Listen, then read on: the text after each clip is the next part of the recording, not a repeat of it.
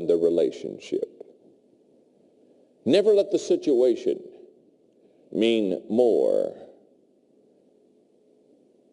than the relationship. Whenever I'm interacting with you or anyone else and I allow the situation to mean more than the relationship, almost always I will hurt the relationship. Now, let me explain to you the background of this, okay? When I wrote the book, Winning with People, I was interviewed and doing television and radio because whenever a new book comes out, they do a lot of kind of interviews. And somebody asked me, they said, John, if you wrote this relationship book, that must mean that you're really good with relationships. And I said, no, about half of the principles I wrote in the book, I learned them because I wasn't good at them. And this is a perfect example. The hammer principle, I didn't write the hammer principle because I've always been good at this. In fact, I wrote it because I was bad at it. For example, when Margaret and I first got married, I've shared with you, we've already been married for over 36 years. Thank you very much. That was very kind. I've got a people principle for you. Oh my. You know what the principle, this is in another book I have. I'm doing the Winning with People, and that's what I was teaching them, but now you've been so kind, you've got me off track. And I wrote another book, but it's okay. I wrote another book called 25 Ways to Win with People. That's people practices, things to do to make people, we have an expression in the United States that they make me feel like $1 million. And this is 25 people practices to make them feel like $1 million, and you just did one of them. So either you've read my book or you are just incredibly smart. Because one of my people practices, I have 25 things to do to make people feel good. One of mine is just what you did. And it's be the first to help. In other words, you saw I was getting low on water. And you said to yourself, the guy needs some more water. He never stops drinking while he speaks. So you went out and quietly came up here and interrupted me while I was speaking. And you brought me water. Now, you're the first to help. Now, can I tell you something about being the first to help? Let's just talk for a moment. The person that's the first to help you always stands out. Is that not true? Because they initiated the good service. And it's always kind of like a surprise because they were the first ones to step up. They were the first one to help you. Now what I'm saying to you is, he'll always kind of be special because he was the first one to bring water. Now, if all of you got up out of your seat and you all went out to get water and you all came and started piling water up on the stage, you understand? It's being the first to help. So see how you did that? You've helped me illustrate a principle. Do me a favor, stay in your seat from now on, would you? I'm just kidding. That's a perfect example of a people practice. Now, back to my lecture. And don't worry. Some of you melancholies, you say, boy, he kind of comes in and out. And, ooh, I hope he'll finish all these points he's laying out there. And, ooh, I see what time it is. And, ooh, I think he's behind. And, relax. Take a pill. You'll be all right. My name's John. I'm your friend. We'll get all this done. There's time. And in my lecture, I was talking about the fact that I didn't do the hammer principle. I violated the hammer. When Margaret and I were first married, to show you how foolish I was. But when we were first married, you know, when you first get married, you're trying to get issues settled, so you have a lot of disagreements. In the States, we call them arguments. And you're, going back and forth. And to show you how stupid I was, as a young husband, I thought the goal was to win the argument. And because I'm good and I'm logical and I'm really good with words, and boy, I can sequence things, I would win all the arguments. First couple years of our married life, I won every argument, and not only did I win the argument, I would show you how stupid I was. I not only won the argument, but then I was proud that I won the argument. It was kind of like I won. I go, touchdown, yay. And about 2 years into our marriage, my wife Margaret looked at me one day and said, John, let me tell you something. You're winning the arguments. but you're losing my love. I said, time out, Maxwell. Time out. That's when I discovered the hammer principle. Never use a hammer to swat a fly off of someone's forehead. Don't overreact. If somebody says something that maybe you didn't care for, just relax a little. Don't push back quite. Don't overreact. You'll escalate the problem. You'll allow the situation to mean more than the relationship.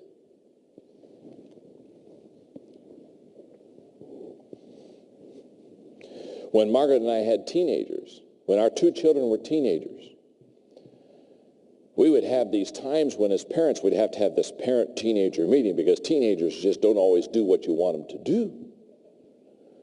So Margaret and I'd sit on the couch and we'd have Joel and Elizabeth and we'd start talking through these issues. And while we would do that, Margaret and I would sit on the couch and we'd hold hands. And the kids thought we were being romantic. We weren't being romantic. We were just practicing the hammer principle. Because as they would say things I didn't want to hear from my teenagers, I'd get closer to the end of the couch the whole time. And then I'd get in this crouching tiger position. And the heat would start to go. And Margaret would realize I was just about to say things I shouldn't say. And she would be just smiling, holding my hand, squeezing it as tight as she could. And she was saying, down, boy. She was saying, don't overreact. Don't let the situation become more important than the relationship. When people overreact in relationship issues, it is often a sign of immaturity. It's either a sign of immaturity or ego. It's an incredible principle to learn. Let me give you another principle. Another principle is what I call the pain principle. The pain principle says, hurting people hurt people and are easily hurt by people. Hurting people hurt people. And they are easily hurt by people. When I was a young leader, I sat down with an experienced leader one time, and the people that I were leading, I noticed that some of them, they had their feelings easily hurt, or they were hurting each other and saying things that were not nice. And I was watching them, and it began to bother me as a leader because I grew up in a very loving, kind of unconditionally loving home. And so I went to this experienced leader. I said, why are my people doing this? And that's the day he taught me the pain principle. He said, John, hurting people hurt people. When you see somebody always hurting others, it's because they're hurting on the inside. And it caused me as a leader, when I saw people do these things, instead of just looking at their behavior, to go inside and say, I wonder what they're going through in their own life right now. You see, we judge others by their actions. We judge ourselves by our intentions.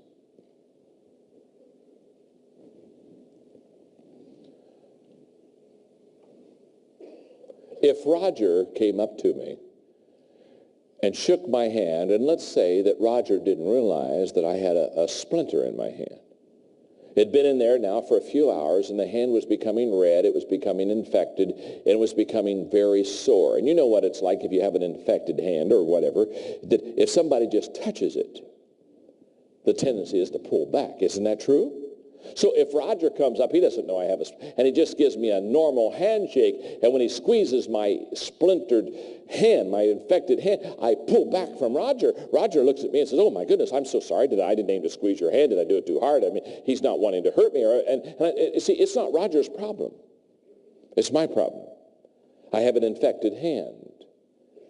I have a splinter in it. Many people, when they overreact, have a splinter in their soul.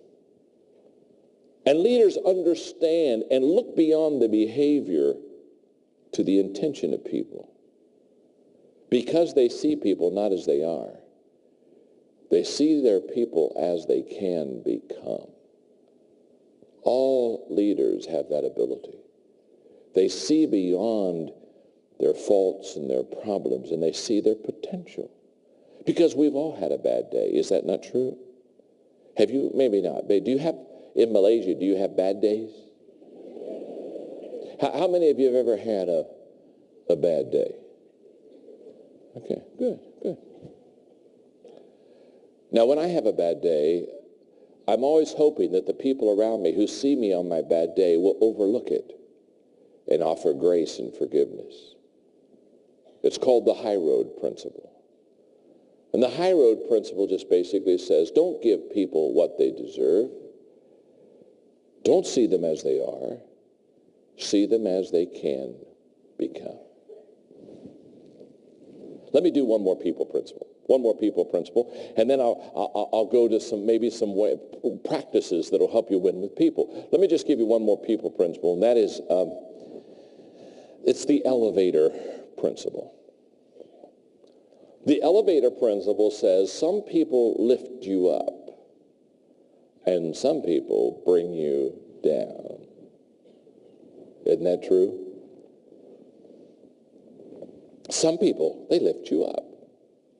Some people have the ability that when they're around you, they just make you feel good about yourself, and they make you feel better. They lift you. Some people just lift you up, and some people, they just bring you down. Now, first of all, let's talk about those people who lift us up. These are people that encourage us. These are people that give us energy. When you see this person come towards you, you just become excited as they approach you, because you know they're going to say something nice, they're going to compliment you, they're going to affirm you, they're going to encourage you. They're on your side, and they know that you're going to lift them up. Let me ask you a question. How many of you have somebody in your life that just is an encouragement to you? They're what I call a people lifter. How many of you have somebody just like that? Oh, isn't it one? And don't you? Oh, isn't it fun? I mean, you just see them come and you say, oh, I feel better already. Oh, yes, I'm getting energy. Because they're givers, they're lifters. When you get on their elevator, no matter what floor you're on, when you push the button, they take you higher than where you were when you got on the elevator. They are lifters. And isn't it also true, there are some people, when you get on their elevator, they only have one button. You're good, aren't you? Mm-hmm. And the button is basement. It is true. Come on now. Yeah. How many of you know somebody like this? Huh? Come on, talk to you. I call them leaners. They're lean on you. And you're having a bad day, and so you're thinking, well, I'll get on their elevator because it couldn't get any worse. Because you're already like in the basement, and you get in their elevator, and you realize they got another button. It says LB. You know what that stands for? Talk to me. Lower basement. You are the smartest crowd I've talked to for a long time. That's right. If you're in the basement, they can just bring you lower. And you know what I've noticed about these people that are like this? Their timing is impeccable. They know when you're low. Maybe you've been with people all day. You're so tired. You've seen people from morning. It's now 9:30 at night. And you love people, but you don't want to see people. You want to spend a little time alone, and you finally have left your last meeting, and you're in the parking lot, and you're going to your car. And your car is like an oasis. Because when you get to that car, you don't need to talk to anybody. You don't need to see anybody. For the next 30 minutes, you're not going to be around anybody. And the closer you get to your car, the better you feel, because you're going to get in that car and you're going to lock the doors and you're going to roll up the windows. And you're not going to have to say anything to anybody for the next half hour. And you just are about to open the car. Your hand is right here by the car handle. And you hear a voice right back there. And you know who it is. You don't need to turn around. It's one of those basement people. You don't even get in the car. You just lay your body across the car. Slay me, slay me, slay me.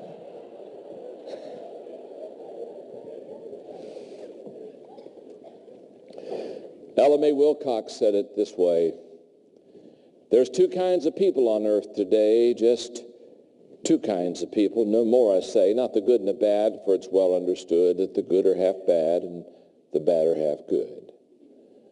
No, there's two kinds of people on earth, I mean, the people who lift and the people who lean. Here's the question. As a leader, are you a lifter or are you a leaner? Do people look forward to you coming and approaching them because you're going to add energy to them, or do you just basically walk around sucking life?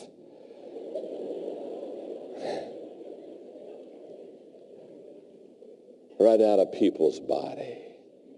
You know what I'm talking about. And it's so difficult. When I run around, when I see people that are not good with people, especially people that are supposed to be in the people business, and they're not any good with people, I want to have them come on. I want to say, come over here, come here, come here, come over here. Sit down beside me. My name's John, and I'm your friend. And I just want you to know, people don't like you. It is so difficult to build a people business if you don't like people. Winning with people. 25 ways to understand other people. And then there was a book I wrote called 25 Ways to Win with People. Those are not people principles. Those are people practices.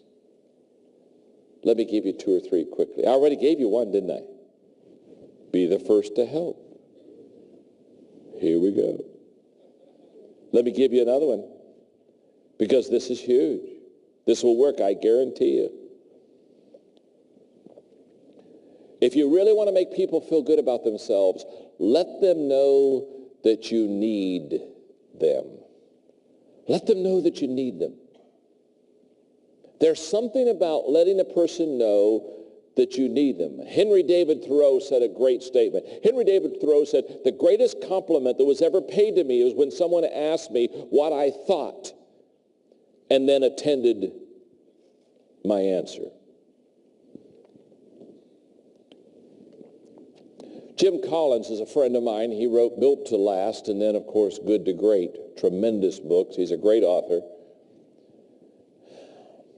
Perhaps you've read some. Have you read some of his books? Jim Collins, Good to Great, huh? Built to Last, okay. In his Good to Great book, if you open it up, he's got a picture of his research team, because basically Jim writes books that help people because of the research that he does. And if you open this book, Good to Great, the first thing you do is you see his team, his research team. And we were having a 3-hour dinner about 6 months ago, and I said, Jim, I said, congratulations on the book. It's a great book. And I said, what I noticed was that you not only, when you open the book, first thing you have is a picture of your research team, and all of them there.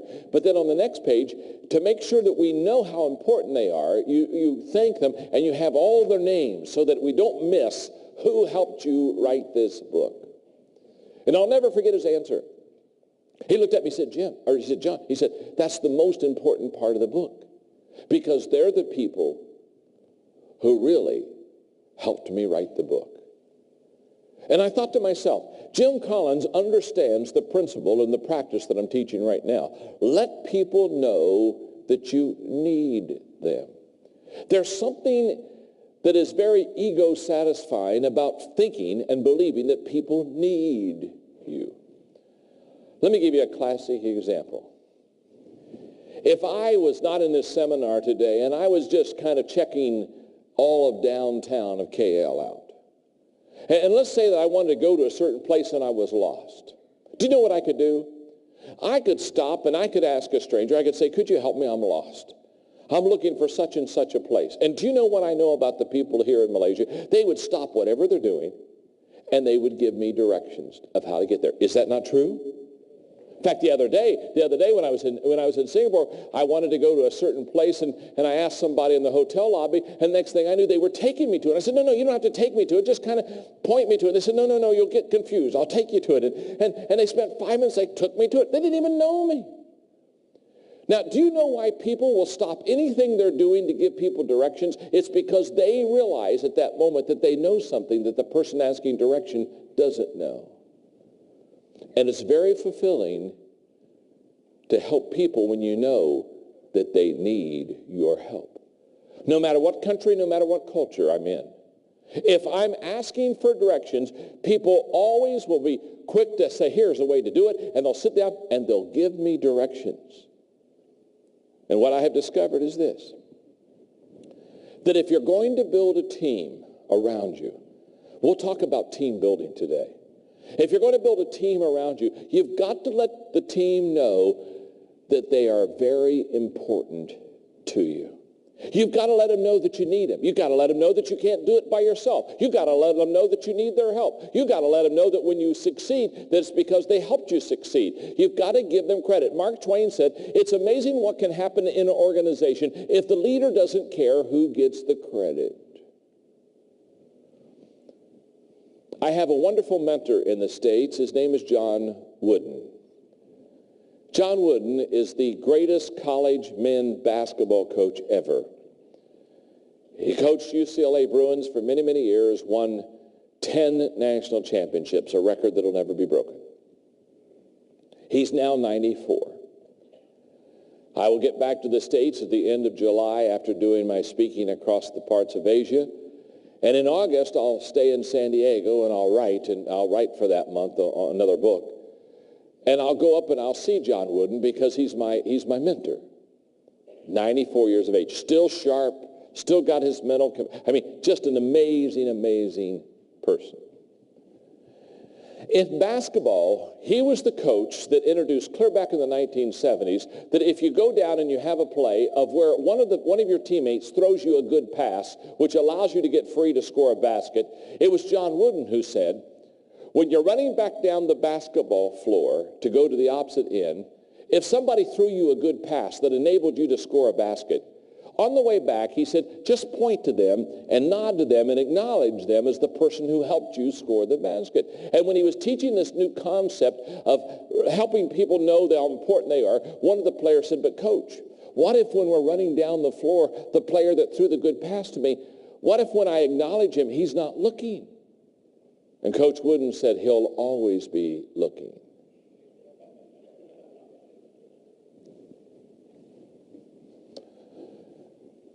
If you really want to make people important,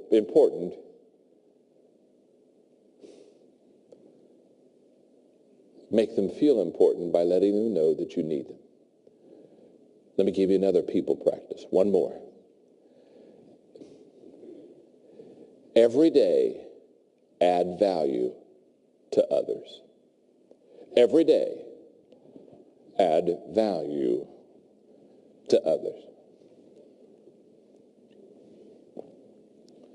When I awakened this morning here in KL, and my wife and I were having breakfast, I said to her, Margaret, this is going to be a great day for me. And she laughed knowingly because she's heard me say this hundreds of times. She said, yeah, it is, isn't it? And I know why. She said, it's going to be a great day for you because you're going to be able to spend a day with people that hopefully you can add value to. I want you to know, before I ever met you, you've already made my day. In fact, as I watched you come in today, I just kind of said a prayer and I said, dear God, help me because I want to add value to these people because they're already doing well and they want to be successful and they want to build businesses and they want to be better family members and community members. So help me to add value to people. Now let me just say this.